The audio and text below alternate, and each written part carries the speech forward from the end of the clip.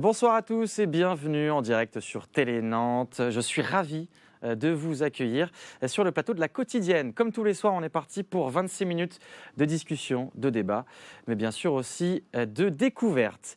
Et on ouvre ce soir un débat qui a peut-être alimenté vos repas de famille.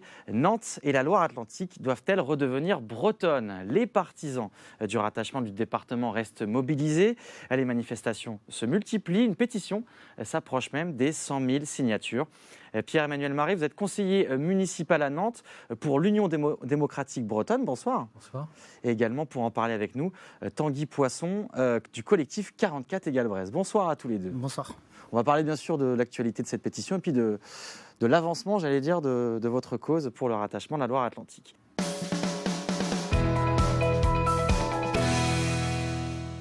Et on débute, comme chaque soir, avec le tweet du jour. Il est signé Judicaël Hirel, un breton de Paris, qui a repris justement sur Twitter une publicité d'une célèbre enseigne de surgelés. L'entreprise invite à consommer local avec ses produits concoctés en Bretagne. La Loire-Atlantique n'est pas comprise, ce qui agace sérieusement notre tweetos. Il revient sur le découpage opéré par Pétain, en 1941, qui aurait fait sortir le département de la Loire-Atlantique de la Bretagne. En réalité, c'est pas vraiment ça, hein, Pierre-Emmanuel Marais. Le découpage, les régions administratives, c'était plutôt plus tard, vers 1956, c'est ça ?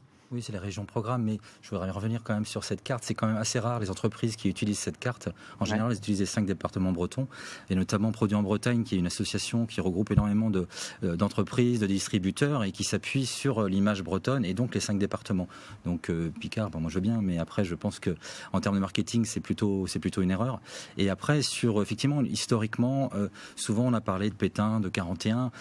C'est vrai que c'est le moment où on crée des premières régions, et puis la Loire-Atlantique est séparée du reste de la Bretagne, mais c'est vraiment validé 55-60 et bien entériné par la suite administrativement, quoi. D'ailleurs, les combats pour réintégrer la Loire-Atlantique dans la région Bretagne ont commencé quasiment juste après, dans les années 60. Hein. Tanguy Poisson. Il y a eu des manifestations des années 60, et puis c'est un mouvement qui perdure dans le temps. Et du coup, qui est encore assez vivant, encore dynamique aujourd'hui. On a vu le 29 septembre dernier où il y a eu une manifestation dans les rues de Nantes qui était très jeune, très dynamique, avec, je le répète, beaucoup de jeunes en tête de cortège. Et du coup, voilà, c'est quelque chose qui est toujours dynamique. Ça a peut-être 60 ans, mais c'est une revendication qui est toujours vivante et toujours dynamique. D'ailleurs, c'est une nouveauté de ces dernières années, le fait qu'il y ait des jeunes qui se mobilisent aussi pour cette cause.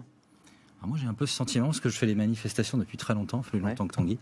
Et c'est vrai que la dernière manifestation, alors il n'y avait pas énormément de monde parce qu'il n'y avait pas d'enjeu, etc. par rapport à, je crois que c'était 2014 où il y avait eu plus de 40 000 personnes, enfin selon la police, etc.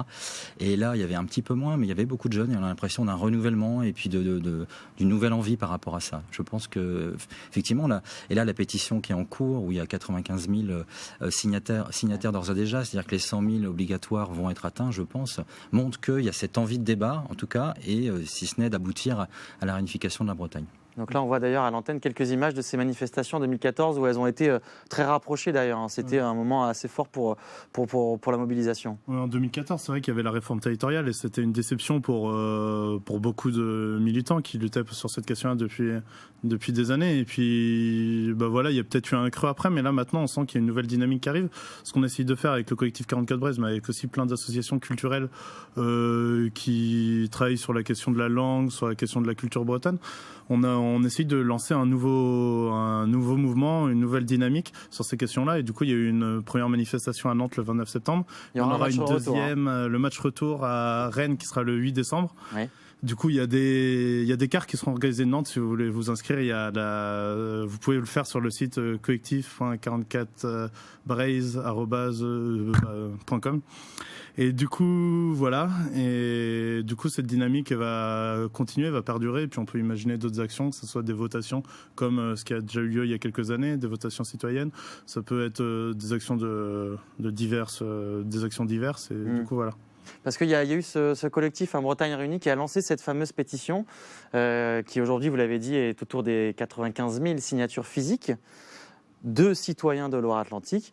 L'objectif, c'est 100 000. Alors, on va peut-être expliquer pourquoi 100 000, parce que 100 000, c'est 1/10 des électeurs de Loire-Atlantique. Et qu'est-ce que ça pourrait permettre d'avoir ces 100 000 signatures? C'est par rapport à la réforme territoriale et au droit d'option qui contraint, enfin oui, une forme de contrainte, l'Assemblée départementale à débattre de ce sujet. C'est-à-dire que si 10% du corps électoral s'est prononcé par rapport à ce débat, il y aura une nécessité de débat au sein de l'Assemblée départementale. Mais je pense qu'au-delà du caractère légal ou obligatoire, je ne sais quoi, l'important c'est quand même, si on sort demain dans la rue et qu'on se rend compte qu'il y a une personne sur 10 électeurs de Loire-Atlantique qui a signé cette pétition, il y a quand même une question démocratique. Tout le monde parle de démocratie participative, tout le monde s'inquiète des taux d'abstention, de la montée des populismes. Et là, il y a ce sujet qui existe depuis 40, 50 ans et dont la plupart des politiques ne se saisissent pas. Donc ça, c'est plutôt ça qui moi, m'inquiète. Et je trouve que cette pétition, c'est quand même assez incroyable. Je ne pense pas que sur d'autres sujets, on puisse avoir un tel effet et que nos responsables politiques, je pense au président du département par exemple, ne se saisissent pas de cette question en disant mais on va débattre, on peut être contre, il n'y a pas de problème ça, mais au moins continuer à débattre sur cette question. Mais il faut faire assez vite parce que ce droit de fonction, il est effectif jusqu'au 1er mars 2019. C'est une vraie échéance, je veux dire, pour votre combat, pour ces référendums, pour cette question-là? C'est une échéance, mais je pense qu'il faut aussi dépasser cette chose-là. C'est pour ça que je vais rejoindre un peu ce que disait Pierre-Emmanuel il y a quelques secondes. Nous, on parle de décider en Bretagne parce qu'on a l'impression aussi de subir les décisions de Paris. On a l'impression, je veux dire, la réforme territoriale, ça s'est décidé à Paris, ils ont dessiné les cartes à Paris, et du coup, on a l'impression réellement de subir toutes ces décisions-là. Du coup, c'est pour ça qu'on a aussi invité plein d'associations à nous rejoindre, parce qu'on a envie de reprendre ce pouvoir-là de décider en Bretagne, que ce soit sur la question de la réunification, mais que ce soit aussi sur la question linguistique, que ce soit sur la question des transports, que ce soit sur n'importe quelle question, on veut récupérer notre droit de décider. Et du coup, c'est pour ça que je pense que cette pétition, elle est intéressante parce qu'elle montre la volonté populaire de cette revendication et montre une volonté populaire de la population de Loire-Atlantique pour revenir en Bretagne. Mais je pense qu'il faut aller plus loin, il faut mettre la pression sur les élus pour qu'au final on organise un réel référendum en Bretagne, sur les 5 départements, sur cette question. Et c'est une question démocratique, du coup j'ai envie de dire on ne peut pas être contre cette revendication-là. Peut-être ce qu'on pourrait essayer de comprendre, c'est finalement en Loire-Atlantique, il y a malgré tout des écoles bilingues, français, breton. Il y a également une radio même qui se monte actuellement 100% en breton. Au niveau culturel, il se passe des choses sur l'identité bretonne. Qu'est-ce que ça apporterait finalement d'intégrer la région Bretagne ? Concrètement, par exemple, moi je peux parler de mon cas, je travaille au collège d'Iwande de Nantes. Au final, on a toujours une classe qui n'est pas contractualisée et ça, c'est quelque chose qu'on voit beaucoup moins en Bretagne administrative qu'à département. Du coup, par exemple, pour la question linguistique, ça jouerait beaucoup. On aurait beaucoup plus de facilité à contractualiser des classes, on aurait beaucoup plus de facilité à retirer de l'argent. Ouais, c'est une question de moyens. Après, moi, je pense que, au-delà de ça, c'est la question de c'est quoi un territoire ?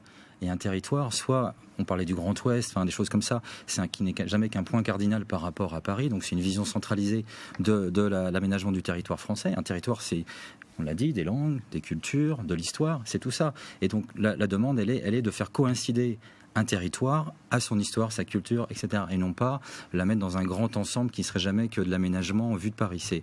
Je pense que c'est fondamentalement ça. Et donc ça change tout après. On a parlé linguistique, mais c'est une question de politique publique. Quelle politique publique on met sur ce territoire ? Comment on prend en compte les solidarités de ce territoire, les identités, etc. Donc, mais ce qui est compliqué, c'est, imaginons la Loire-Atlantique rentre dans la région Bretagne. Actuellement, Nantes est la capitale, on va dire, des Pays de la Loire. Alors après, comment on fait ? Rennes redevient capitale politique, Nantes redevient capitale économique comme c'était le cas auparavant dans la grande région Bretagne. Comment vous voyez les choses ? Forcément, avoir des oppositions à Loire-Atlantique. Il y a plein de pays confédéraux, notamment en Suisse, où il y a plusieurs capitales, il y a plusieurs villes importantes. Et donc, on pourrait très bien avoir, à l'heure du numérique, en plus, on va avoir une chronique numérique à la fin, à l'heure du numérique, avoir Nantes spécialisée sur les questions économiques, etc., Rennes plutôt juridique, et puis on a deux capitales, Brest sur les questions maritimes. Voilà, je pense qu'on peut dépasser largement cette question de la capitale, qui est aussi une organisation finalement assez française et centralisée. Il faut rééquilibrer, je suppose, aussi. Par exemple, pour la région Pays de la Loire. Oui, mais Rééquilibrer, je sais pas ce que ça veut dire, mais aujourd'hui, on voit que la France est très centralisée sur Paris et que, voilà, on développe des lignes à grande vitesse entre Rennes et Paris. Au final, on développe rien entre Nantes et Brest, entre Rennes et Brest, quoi. Et du coup, bon, rééquilibrer. Après, il y a plein de cartes qui ont été proposées. Les solutions, elles existent. Faut pas se cacher derrière cette excuse-là. Les solutions, elles existent et sont juste à mettre en place, mais c'est juste une volonté politique. Dernière question, vous êtes entendu, vous, au sein de la mairie de Nantes, vous êtes conseiller municipal, est-ce que c'est un débat qui fait écho ? Alors, c'est pas une compétence de la ville, c'est-à-dire que même si la ville était favorable, on ne pourrait pas décider de la réunification. Après, on essaie d'avancer concrètement, c'est-à-dire on a déjà eu ce débat quand moi j'ai été élu en 2014, on a eu ce débat assez rapidement puisque c'était la réforme territoriale, et je dois avouer que les deux élus UDB, on était un peu minoritaires sur cette question, il y a plutôt une envie de pas débattre ou alors du Grand Ouest. Après, on essaie d'avancer concrètement. Une des actions qu'on a mises en place et qui fait partie de ma délégation, c'est notamment les plaques de rue bilingues qu'on a installées au centre-ville et qui sont aussi un marqueur très fort de la diversité nantaise, sa singularité et son appartenance à la Bretagne. Donc, entendu, oui, de ce fait, puisque Johanna Roland était évidemment favorable à cet engagement.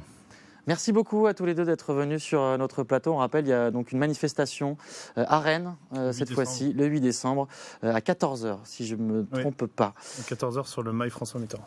Merci beaucoup. On suivra le débat qui va durer encore et puis suivre aussi l'évolution de cette pétition qui se poursuit.